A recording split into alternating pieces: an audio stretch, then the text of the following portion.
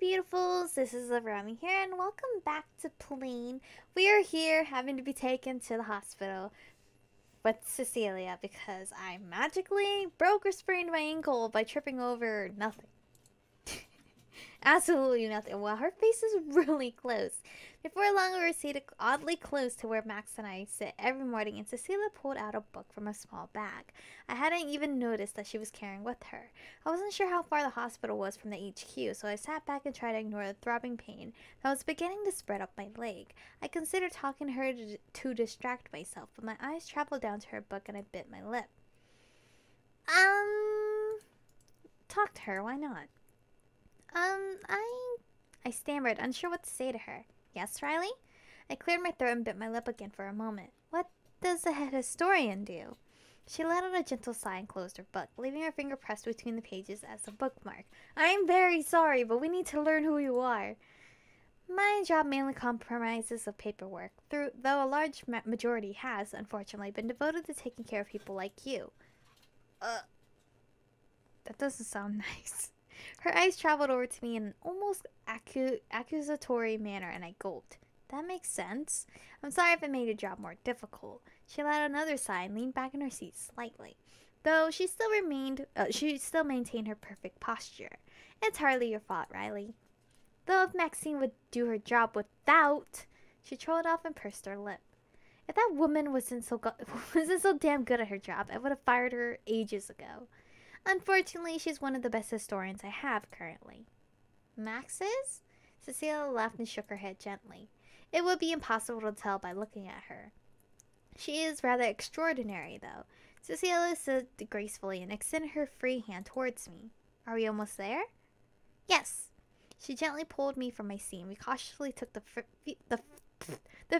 few steps. I was trying to say first few steps. Few steps towards the door of the monorail. Within seconds of us getting there, they slid open and we stepped off. We walked to a nearby teleporter, Cecilia nearly dragging me, and she led the way to the emergency room. The walk seemed to take forever, but the process of checking into the hospital was so much faster. Before I knew it, we were seated in a room that looked like a very high-tech doctor's office. Cecilia helped me sit on an examination table before taking a seat in one of those extra chairs that were lined along the wall. She was once again reading. She let out a short sigh and crossed her legs. My lunch break is almost over. Wait, but you don't even eat real food. She looked up to where I'm sitting, a deep frown dancing on her face. Nutrition blocks are a perfectly good food item. I bit down my lip and looked to the floor. Even though my I can't read. I'm adding words that aren't there. Then brought my eyes back up to hers and offered her a small smile. One day I'll make you a real meal. She let out a huff of air through her nose and smiled as if she were amused. Riley, the food from the past is an inefficient way to obtain your daily nutrients. There is a reason that we developed technology that made it so that the need to eat was minimized. Have you ever had food from my time? She paused for a moment, her lips pursing together. No. I could have sworn her eyes flicked away from me as she said it. Was she lying to me? Before I could ask her again, a doctor came into the room. He didn't say a word as he walked towards me and applied a gel to my leg and ankle. It was cold and sticky, and I found myself feeling self-conscious since I haven't shaved since I got to the future. He stood and left the room as silently as he came, and Cecilia stood up. We're done here. What? She raised an eyebrow and gave me a sort of half smile. Try to stand. Her lips made me confused because the top of her lips isn't fully colored, so I was like, wait, it looks like it's like moving in transition and got stuck in transition. Are you sure? She crossed her arms and waited for me to listen to her. I decided to trust her and carefully pushed myself off of the table, stepping down on my uninjured foot first, then slowly following with my injured one. It doesn't hurt. Wait, how? It's the future, man. Technology and medicine has improved. Cecilia laughed, covering her mouth with the tips of her fingers. Our medicine as far surpasses that of what you were used to in your time. That gel is used to heal nearly all bone injuries. Unfortunately, we don't keep a supply of it at the HQ, considering the incredibly high price. Though we are located close enough to the hospital that it doesn't often cause a problem. I see. I looked down to my leg and put a little more pressure on my foot. Well, now that you're feeling better, I think it's time for us to leave. I will accompany you back to Maxine's apartment. It would be preferable that you return there and avoid hurting yourself any further. Right. I bit my lip and followed her silently. She didn't seem interested in speaking, and soon enough I was back at Max's house. Okay. I paced around the kitchen, gnawing on my lip more than ever before. Riles, you're going to make yourself bleed. Max sat on the counter, casually leaning her head on her hands and flipping through a magazine. Why are you even so stressed? You didn't tell me you invited Cecilia over.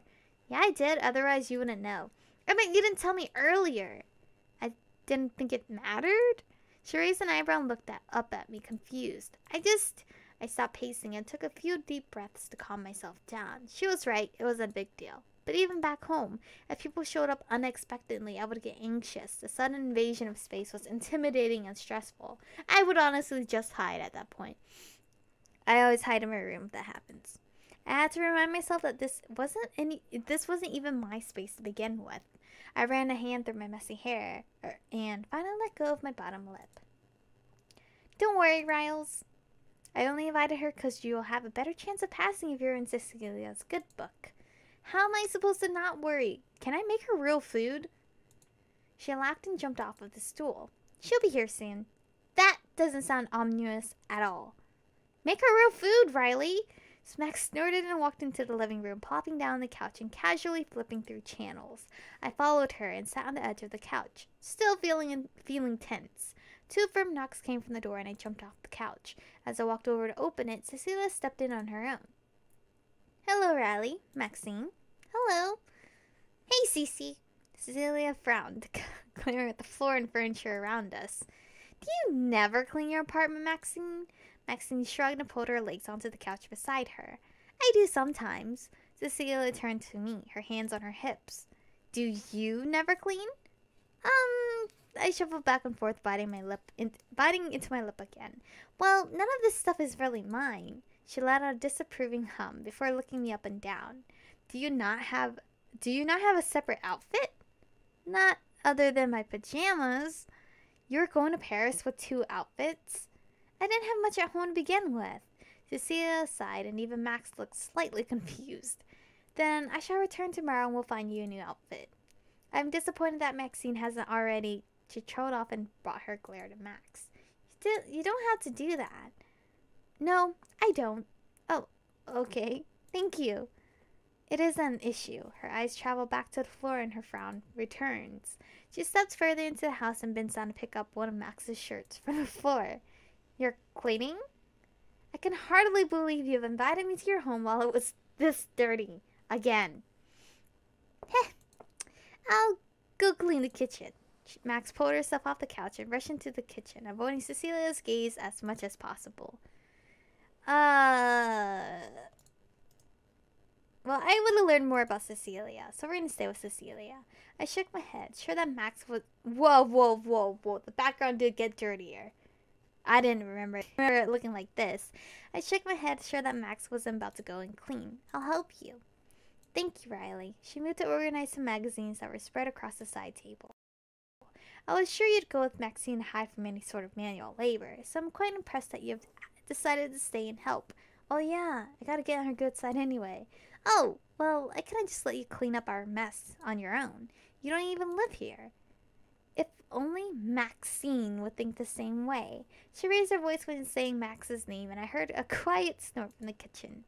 Cecilia stopped talking, and I decided that then was the best time to start cleaning. I fixed up the couch cushions and picked a few things up off of the floor, but the quiet atmosphere was uncomfortable. What books do you like to read? Cecilia takes a few seconds before answering. I mainly enjoy reading books about history.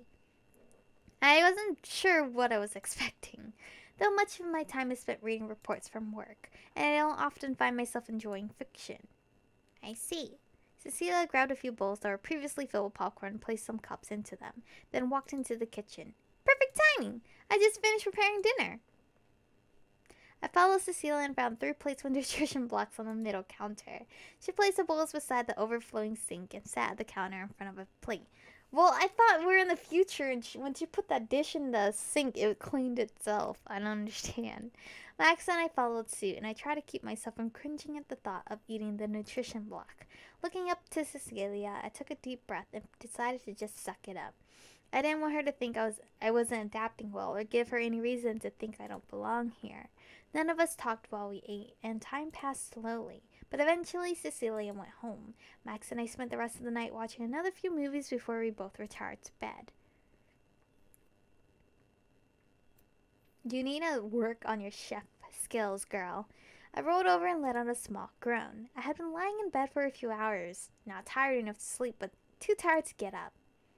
I pushed myself out of bed and stumbled into the hallway. After checking Max's room and finding her asleep, I walked to the front door and opened it a crack to peek into the hall. Good morning, Riley. Good morning.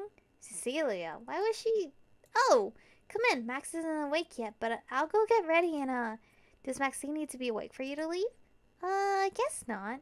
I had completely forgotten that Cecilia had said she was going to take me clothes shopping. I was going to say, why is she here? I'll just go get dressed. I'm not sure if it matters what you wear to go, but if it makes you feel more comfortable. She nodded and stepped into the apartment, closing the door behind her.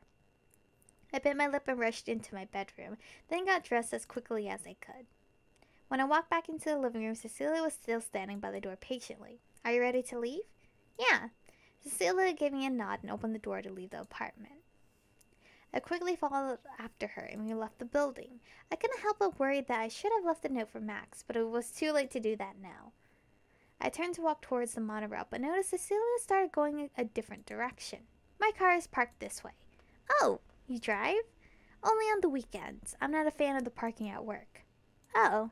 We walked around the corner of Max's building, and she led me to a sleek blue car. Something seemed off about it, but I could have put my finger on it right away. I climbed into the passenger side as Cecilia closed the door on the driver's side, and as soon as she started the engine, I realized what was off. The car sadly rose off the ground and hovered over 3 concrete. Whoa! Cecilia chuckled as her fingers deftly danced across the keypad. Then the car started moving on its own. Ask about Cecilia and Max, or ask about the car? Honestly, I'm more interested about the car. Are all cars now like this? Yes. She sat back in her seat, though she still managed to look as graceful as every other time I had seen her. I bit my lip, not sure what else to say to her, so I looked down to my sweater and tried my best to cover the holes that developed over the last few days. I found it hard to believe that you had been wearing the same outfit for the past few weeks. They're pretty comfortable. She allowed a hum of acknowledgement, crossing her arms. Though I would be embarrassed to walk around in such clothing, I can't understand how they could be considered comforting. Yeah. The car gently pulls into the parking lot of a rather large building. Ooh! It was sleek and looked like it could very easily be a mall. The clothing shop that I frequent is on the 5th floor. It would be best for us to head straight there. I have a previous arrangement later and must attend later today.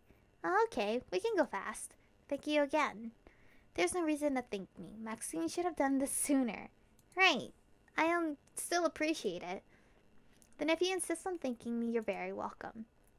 Cecilia opened her door and stepped out, and I quickly followed suit. It didn't take us long to get to the store that Cecilia liked, and I could tell that the clothes were very much pre-made for her. If you see anything you like, don't hesitate to let me know. She gave me a small smile, and we stepped into the store, circling around racks of clothes. It was surprisingly similar to clothing stores from my time. Cecilia pulled a dress from one of the racks and held it up for me to see. I think that this color would suit your complexion rather well. I bit into my lip and shook my head. No, I'm not really a dress person. She put the dress back and continued scanning the racks. I couldn't find anything that resembled the clothes I usually wore.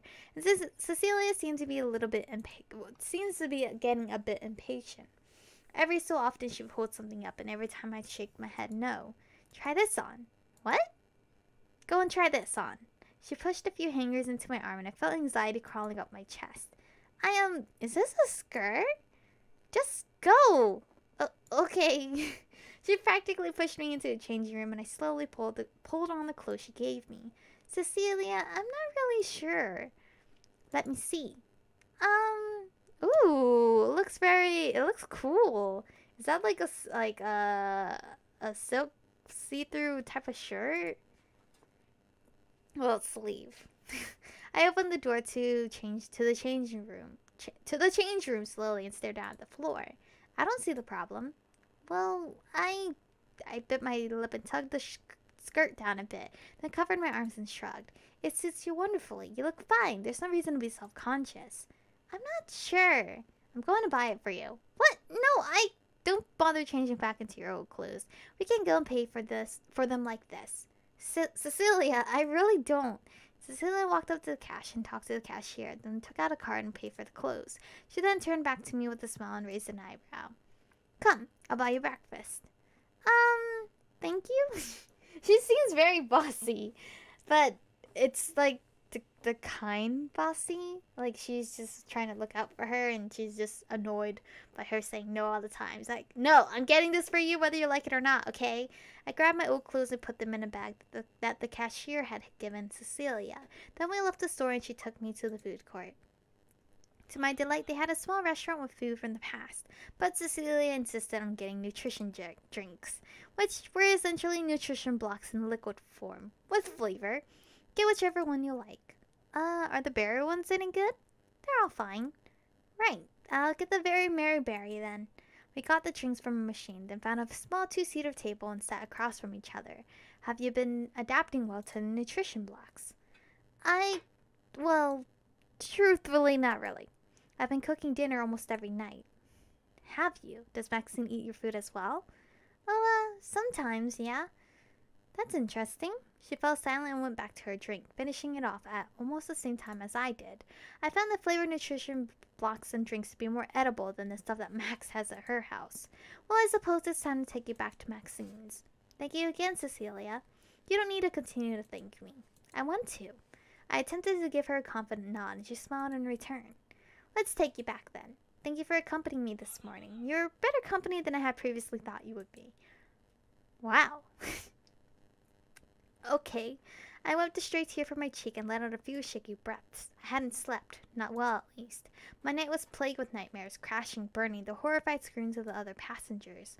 I knew I was delaying the inevitable, that no matter how hard I tried, I would be forced back into that plane, that no matter what, I was going to die. Another tear rolled down my cheek, and I pulled myself up from where I was sitting on the floor. Hey, Riley, you ready? Max swung the door open but paused mid-sentence when she saw my face. What's wrong? I bit my lip and hugged myself. I want you to send me back. What? To my time. Riley, if you go back, you will die. I know. Cecilia even said herself that I should have died. Send me back. At least take the trial. I shook my head no a few times, clamping down my own lip on my teeth with my teeth. I want to go back. Are you sure? Yes. Max hesitated, still standing in the doorway. She looked to the hall and back to me a few times. Let's go see Cecilia. She didn't wait for me to reply. She stepped into the hall and I silently followed suit. Max and I left her apartment. The entire trip was quiet. Max seemed like she wanted to say something, but anytime she tried, she'd clench her teeth and look away.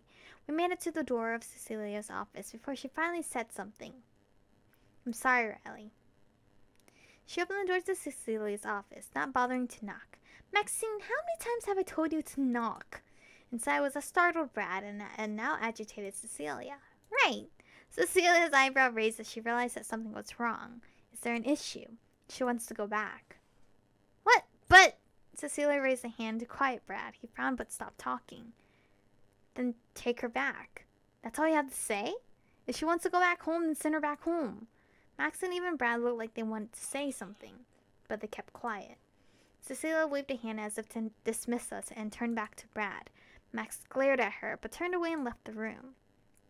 On her way out, she grabbed my arm and pulled me with her. Max, you're being stupid. This isn't something you can just change your mind about. I bit my lip and she continued to drag me along. I know. So what, you're suicidal then? She wasn't expecting an answer. I could tell by her tone. I let out a short breath as we walked up to the time machine. Clara, you need to send her back to where she came from. Oh, did she fail her trial? She didn't take her trial. I have somewhere to be. Max turned on her heel and walked away. She didn't even look at me. Oh, well, Riley, I need you to step up to it carefully. The girl, Clara, walked over to me and gently pushed me into place. Okay, perfect. My mind raced. Memories from the past 2 weeks. Memories from my childhood. She sounded like one of those photographers who nudge you for the ideal picture. And then 3, this was happening. This should have happened a long time ago. 2, I overstayed my welcome and caused so much trouble for everyone. I'm a failure, plain and simple. 1. I was surrounded by that sickeningly blinding bright white light, and the next thing I knew, I was back in the airplane bathroom. I looked at myself in the mirror, and I noticed I had been crying. This is what was meant to be. I muttered down to my hands, and slid down to the wall and curled my knees into my chest. I don't know if this is the ending or not, so I haven't stopped it yet. Max and Cecilia's voice echoed in my mind. She wasn't important, and she was going to die in a plane crash anyways, as she should have. And 2, roasted. I got roasted? Well, that's great. I think it's because I didn't pick, like, the good options, but it's fine, or whatever. I didn't even know that I could get cut short before even the whole month arrived. That's insane. And I got ending 2. So, holy crap. You guys can definitely play this game for yourself. The link is up. Alright, I don't know why my OBS cut me off. But anyway, I was trying to say, the link is always in the description below. So you can always play the game yourself. Definitely tell me which ending you guys got. Forgot what else I said prior before being cut off by my OBS. But definitely tell me, guys. Tell me what you guys got into as your ending, because I got ending 2 out of however how many there are. This game, the plot is quite interesting. I just didn't know how I even ended up getting ending so fast. I didn't even reach the end of the month. So obviously the choices I picked were horrible. So don't follow along my choices. But anyway, thank you guys for watching. Stay beautiful, and if there are any games you guys want me to try, definitely comment down below and I'll check them out. And I'll see you guys in the future.